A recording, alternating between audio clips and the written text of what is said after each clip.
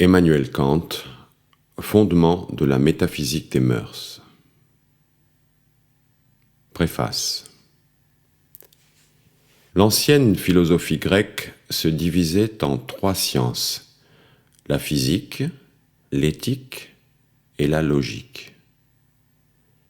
Cette division est parfaitement conforme à la nature des choses et l'on n'a guère d'autre perfectionnement à y apporter que celui qui consiste à y ajouter le principe sur lequel elle se fonde, afin que de cette façon, on s'assure d'une part qu'elle est complète, que d'autre part, l'on puisse déterminer exactement les subdivisions nécessaires.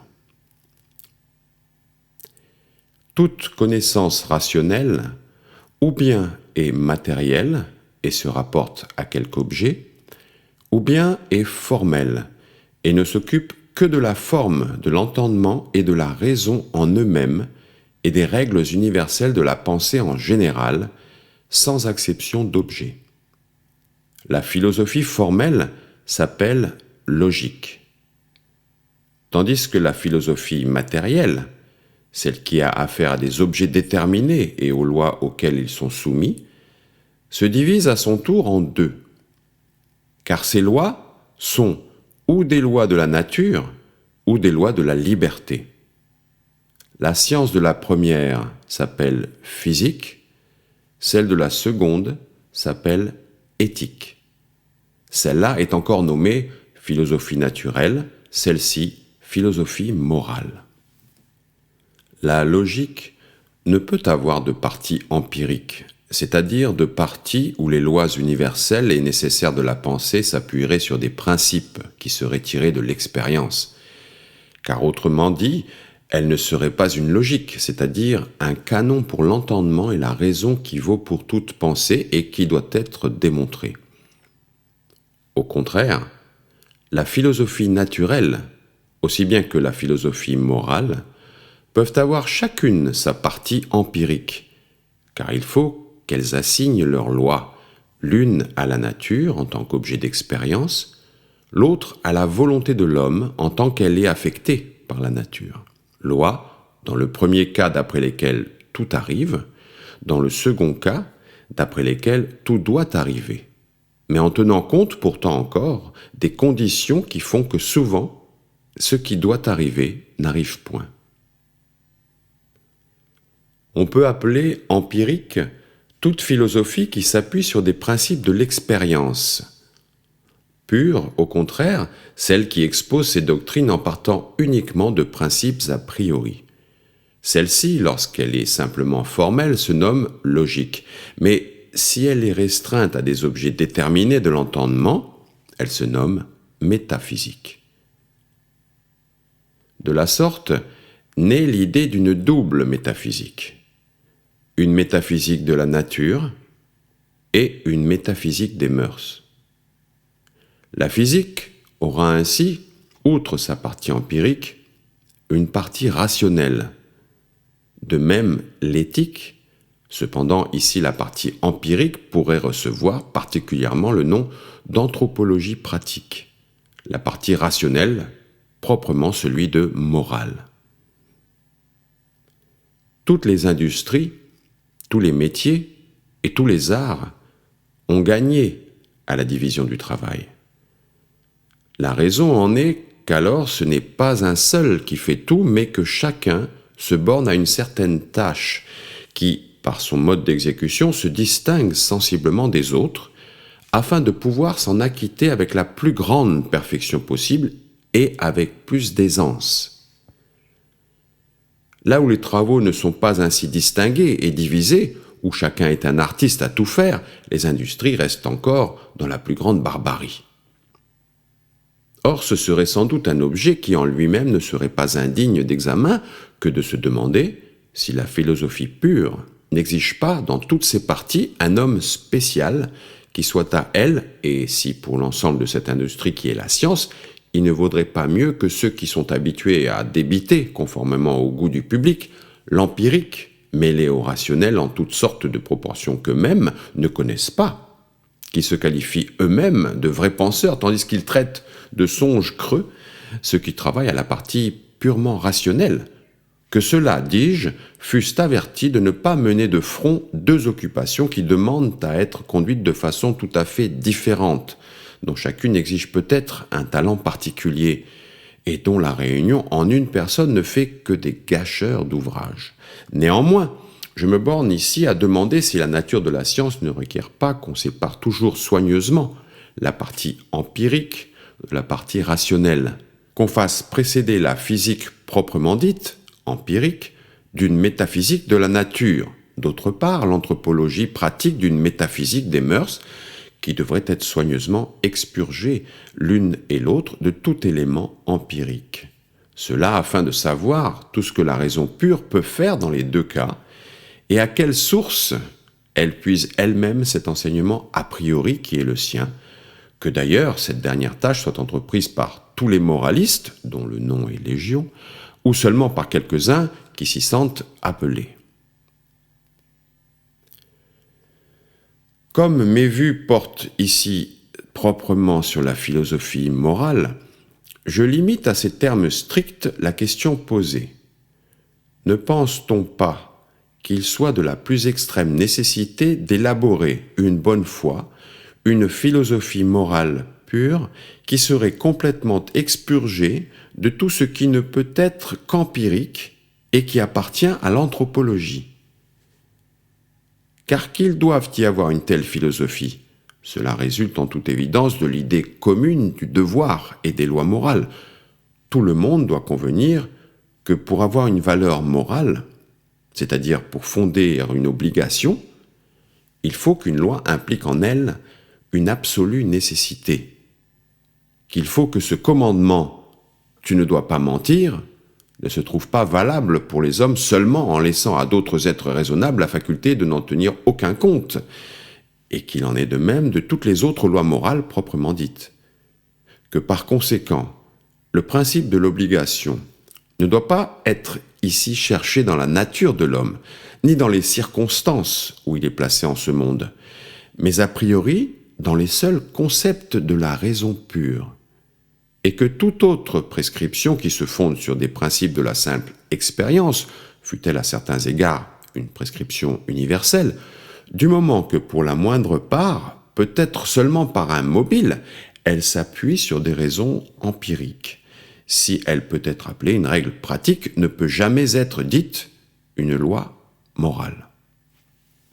Ainsi, non seulement les lois morales, y compris leurs principes, se distinguent essentiellement dans toute connaissance pratique de tout ce qui renferme quelque chose d'empirique, mais encore, toute philosophie morale repose entièrement sur sa partie pure, et, appliquée à l'homme, elle ne fait pas le moindre emprunt à la connaissance de ce qu'il est, l'anthropologie. Elle lui donne au contraire, en tant qu'il est un être raisonnable, des lois a priori. Il est vrai que ces lois exigent encore une faculté de juger, aiguisée par l'expérience, afin de discerner, d'un côté, dans quel cas elles sont applicables, afin de leur procurer, d'autre part, un accès dans la volonté humaine et une influence pour la pratique. Car l'homme, affecté qu'il est lui-même par tant d'inclination, est bien capable, sans doute, de concevoir l'idée d'une raison pure, pratique, mais n'a pas si aisément le pouvoir de la rendre efficace in concreto dans sa conduite. Une métaphysique des mœurs est donc rigoureusement nécessaire, non pas seulement à cause d'un besoin de la spéculation, afin d'explorer la source des principes pratiques qui sont a priori dans notre raison, mais parce que la moralité elle-même reste exposée à toutes sortes de corruptions, aussi longtemps que manque ce fil conducteur et cette règle suprême qui permet de l'apprécier exactement. Car lorsqu'il s'agit de ce qui doit être moralement bon, ce n'est pas assez qu'il y ait conformité à la loi morale.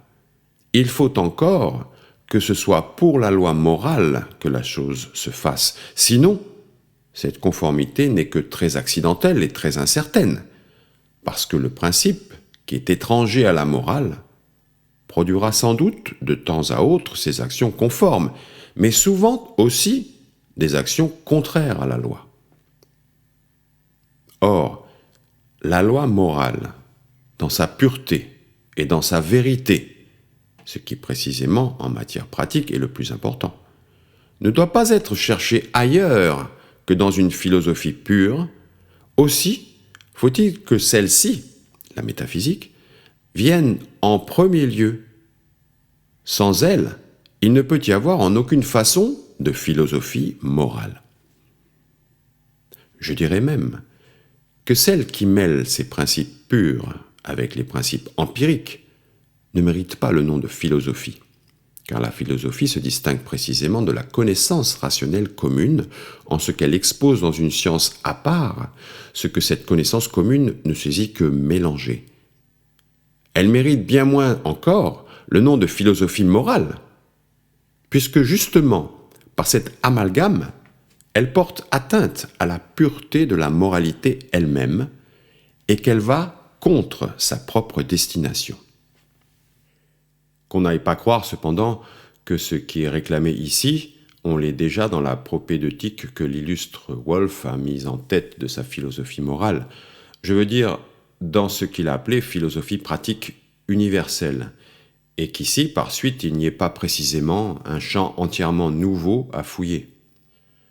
Justement, parce qu'elle devait être une philosophie pratique universelle, ce qu'elle a considéré, ce n'a pas été une volonté de quelque espèce particulière, comme une volonté qui serait déterminée sans mobiles empiriques d'aucune sorte, tout à fait en vertu de principes a priori, et qu'on pourrait nommer une volonté pure, mais le vouloir en général, avec toutes les actions et conditions qui, dans ce sens général, lui appartiennent.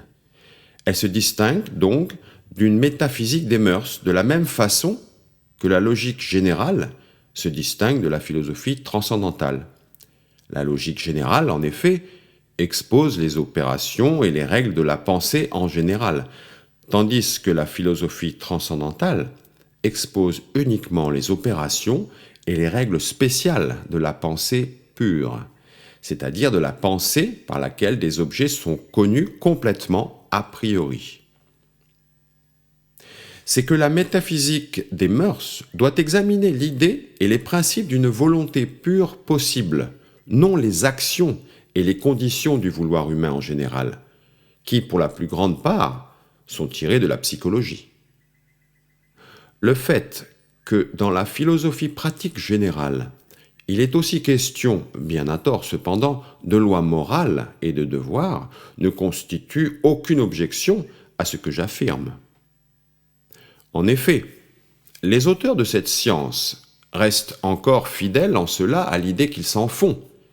Ils ne distinguent pas, parmi les principes de détermination, ceux qui, comme tels, sont représentés tout à fait a priori par la seule raison et sont proprement moraux, de ceux qui sont empiriques, que l'entendement érige en concepts généraux par la simple comparaison des expériences. Il les considère au contraire sans avoir égard à la différence de leurs origines, ne tenant compte que de leur nombre plus ou moins grand, car ils sont tous à leurs yeux de la même espèce, et ils forment ainsi leur concept d'obligation.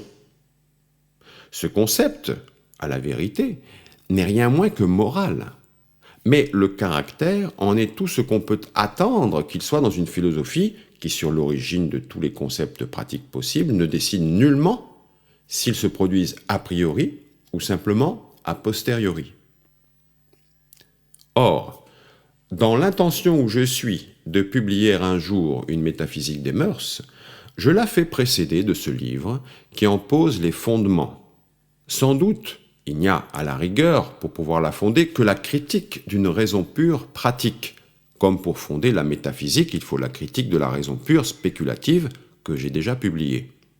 Mais, d'une part, la première de ces critiques n'est pas d'une aussi extrême nécessité que la seconde, parce qu'en matière morale, la raison humaine, même dans l'intelligence la plus commune, peut être aisément portée à un haut degré d'exactitude et de perfection, tandis que dans son usage théorique, mais pur, elle est tout à fait dialectique, D'autre part, pour la critique d'une raison pure pratique, si elle doit être complète, je crois indispensable que l'on se mette à même de montrer en même temps l'unité de la raison pratique avec la raison spéculative dans un principe commun. Car, en fin de compte, il ne peut pourtant y avoir qu'une seule et même raison qui ne doit souffrir de distinction que dans ses applications. Or, je ne pourrais ici encore pousser mon travail à ce point d'achèvement sans introduire des considérations d'un tout autre ordre et sans embrouiller le lecteur. C'est pourquoi, au lieu du titre de « Critique de la raison pure pratique », je me suis servi de « Fondement de la métaphysique des mœurs ». Et comme aussi, en troisième lieu, une métaphysique des mœurs, malgré ce que le titre a d'effrayant, peut néanmoins à un haut degré être populaire et appropriée à l'intelligence commune. Je juge utile d'en détacher ce travail préliminaire où en sont posés les fondements, afin de n'avoir pas besoin dans la suite d'ajouter l'élément de subtilité inévitable en ces matières à des doctrines plus aisées à entendre. Quant à ces fondements que je présente au public, ils ne sont rien de plus que la recherche et l'établissement du principe suprême de la moralité, ce qui suffit à constituer une tâche complète dans son plan et qu'il y a lieu de séparer de toute autre recherche morale.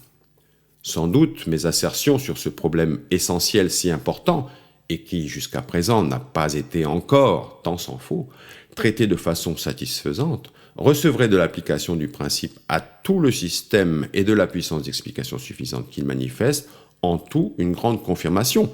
Mais j'ai dû renoncer à cet avantage, qui au fond eût été plus d'accord avec mon amour-propre qu'avec l'intérêt de tous, car la facilité à s'appliquer un principe ainsi que son apparente suffisance ne fournissent pas de démonstration absolument sûre de son exactitude.